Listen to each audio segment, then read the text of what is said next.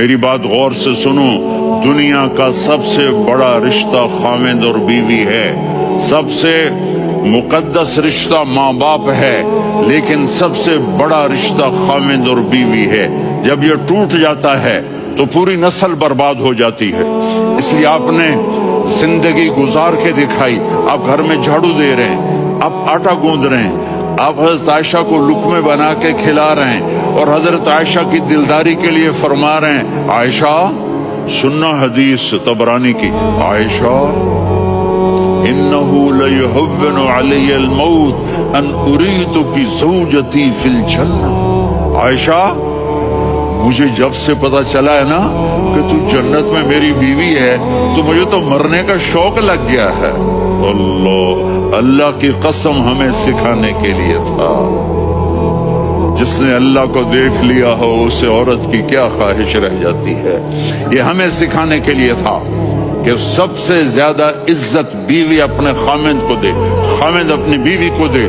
ہن لباس لکم وانتم لباس لہن، تمہاری بیوی تمہارا لباس ہے، اور اللہ بیوی سے کہتا تیرا خاوند تیرا لباس ہے۔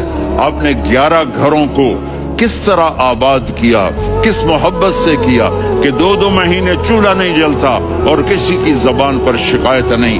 یہ حسن سلوک، یہ محبت۔